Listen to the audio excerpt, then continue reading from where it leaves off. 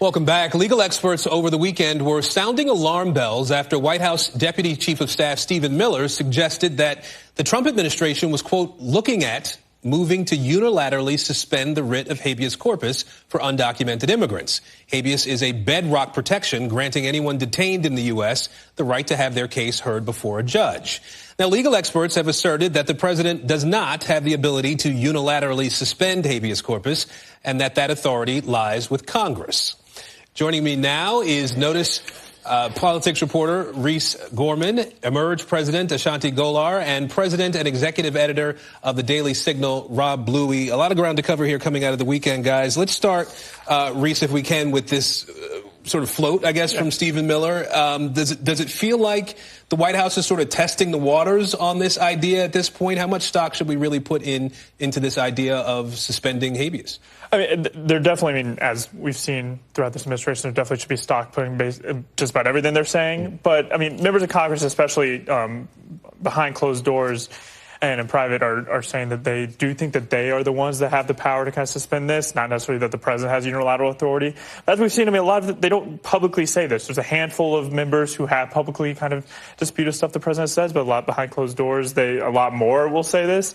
But I guess we'll just have to see. I mean, are they actually going to do this? We don't really know. We've seen them kind of float other things around that have not really came to fruition, but we'll have to see. So, Rob, I want to play some video from the weekend. This was Wyoming Senator John Baraso saying to Kristen Welker, talking about Miller's comments on this. So watch this. Would you vote to suspend habeas corpus if this were brought before Congress? Ultimately, this power lies with Congress. The president said he is going to follow the law. He was on with you last week. He said he has great respect for the Supreme Court. He said he expects the Attorney General to do the right thing, and I expect that the president will. Can you just give me a yes or no what you would do, though? Would you support suspending habeas corpus? I don't believe this is going to come to Congress. Okay. What I believe is the president is going to follow the law. He has said it repeatedly. So, Rob, what's your impression here? We wonder about red lines and whether this would be something that would be a red line for this senator, whether it would be a red line for Republican voters. Well, it's only happened 4 times in United States history. And so I think that ultimately you're going to see, Aaron, is this play out through the court system. It'll have to go through appellate courts, and the Supreme Court will probably ultimately decide. That's what ultimately this is about. There's a frustration in the Trump administration that district court judges are using their power to impose nationwide injunctions. They believe, the Trump administration that is, that they've gone too far in their power and authority. I do think, as Reese indicated, that they might be floating this to see what type of reaction they're getting from members of Congress. But historically, yes, Congress has played a role here. And I don't think that it'll ultimately reach the members of Congress to vote on this. We know that Congress, Ashanti, has really been, Democrats in Congress have been leaning into this concern about due process in this country as a result of the administration that's in place now. Republican pushback on this has been saying that, the people that we're talking about are criminals when it comes to immigrants that are not receiving due process, it seems, in some cases. Is this something that now becomes a part of the case that Democrats try to make? What do you think they do with this idea of habeas now? Well, if we're going to talk about criminals, you put a criminal in the White House, they're going to do criminal things. He's just been out there thugging out. And it is going to be important that we push back and we fight back. They are right now saying we're going after this certain group of people. But what happens when you're done going after them? They're going to come for everybody else. And that's what Democrats are talking about. We all have to be concerned that we're not changing the Constitution, changing the laws just to benefit this particular moment, because we know it's not a moment. It's going to expand past this. Reese, the other obviously big issue that's been out there is this idea of tariffs, right? Another day, another page turning in the tariff conversation. We saw President Trump talking about tariffs, obviously, today and over the weekend. When you talk to Republicans on Capitol Hill, what are you hearing from them? Do they know what the end game is for President Trump as it relates to these tariffs and the back and forth that we're seeing in a big way with China, obviously. Well, I mean, if you talk to them and they're putting their name on this quote, they're going to be like, oh, art of the deal. They're going to be kind of celebrating everything that's going on. I mean, we saw with the China how they did get the 90-day pause there to continue renegotiating. But, I mean, step back, especially some of the more agriculture members of Congress, people that represent farm districts, there are concerns. And some of these people have kind of expressed these where they're like, our constituents are going to feel some of these effects of tariffs. They also do love whenever they hear of the kind of a new pause or new deal kind of that happens. That pauses the tariffs for at least a little bit because their constituents are the ones feeling it. So I do think that a lot of these more rural members of Congress that have a lot of farmers, a lot of agriculture that depend on exporting, that they are kind of concerned about the tariffs and the kind of the rising in prices that they're going to have to deal with.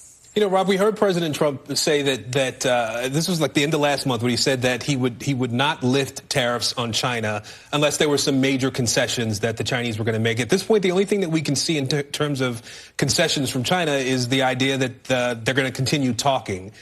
There are some who've floated the idea that this is the president caving. How do you see it? Well, I'll take a page out of Art of the Deal. I mean, this is classic Trump. I mean, he is a master negotiator. He's done this throughout his entire life as a businessman. I think ultimately Republicans on Capitol Hill and the American people, I hope, would have the patience for him to carry out these negotiations, which aren't going to be resolved in the matter of days. It might take, frankly, years. I mean, we're talking about resetting the United States economy in a way that benefits the American people for the long run. And so I do think that the president has already scored important wins. And we have to remember, Aaron, that China is an adversary of the United States here. And so there's a lot of things that we're not talking about in this context. Them stealing all sorts of economic information from us and technology that frankly just goes touched on a daily basis. And so there are big issues, not only with China, there are, a couple of dozen countries waiting to do trade agreements as well. I think we let that play out. And at the end of the day, I think that we're going to have a better situation for the American voter. We're almost out of time here, but I do want to ask you all about Medicaid. We obviously have this new text that came out over the weekend from Republicans that does seem to make some cuts to Medicaid. I want to put up part of an op-ed from Missouri Senator Josh Hawley. He said, if Congress cuts funding for Medicaid benefits, Missouri workers and their children will lose their health care and hospitals will close. It's that simple, and that pattern will replicate in states across the country. So, Rob, can House Republicans defend these cuts while you have members who are expressing concerns at this level? So Medicaid has grown both in size of enrollees and the cost pre-COVID and post-COVID. I mean, there are now nearly 80 million Americans on Medicaid. It's costing nearly $1 trillion to fund that program. These are not sustainable for the future. I think what you saw today in the text that they put out were some common sense reforms that the American people support. Most importantly, those who are able-bodied and able to work should have a job if they're going to get Medicaid benefits. Ashanti, this represents a degree of infighting among Republicans. Is there an opportunity for Democrats here, and what do they do? Absolutely. We know 20% of the country is on Medicaid. So this is another example for them to show how Democrats are actually fighting for the American people. They're talking about having able people work. Well, guess what? We're losing jobs due to Trump's actions. Prices are up. All this is going to do is put more strain on our economic system. And we know the economy was the #1 issue for Americans. So as Democrats, definitely speaking up and fighting back on this one as well. And somehow we've run out of time already.